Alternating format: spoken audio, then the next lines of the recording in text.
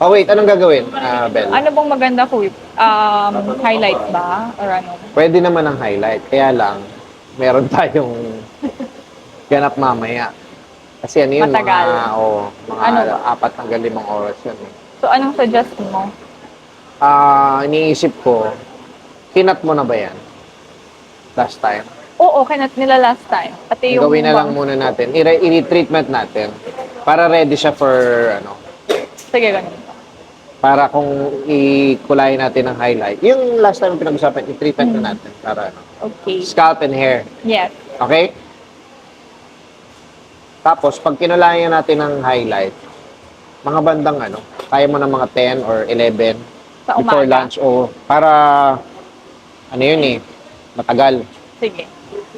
Pero kasi sa baba lang din naman yung highlights, di ba? If Oo, ever. pero it takes time pa rin eh. Kasi yung development niya, kailangan hindi siya minamadali. Pawash ko muna, ha? Kulayan natin. Ay, kulayan. Treatment natin. Okay natin kulayan, ha? Kailan ka pwede? Ikaw yung kailan pwede. Today is Friday. Sunday pwede na. Pwede, Monday. Sunday. Pwede, Sunday. What time? Go. Pwede. 12 na lang. Okay. Ha? Sige. Sunday, ha? Kasi kung now, hindi natin kaya. Okay. Okay, at least na-treatment muna natin. Pero yung length mo, pag ginalayan natin, hindi na natin galawin. Yan na yun. Oo, yan na. Parang kakapunta lang din doon. Okay. Check ko na lang kung may mag-ride sa after ko.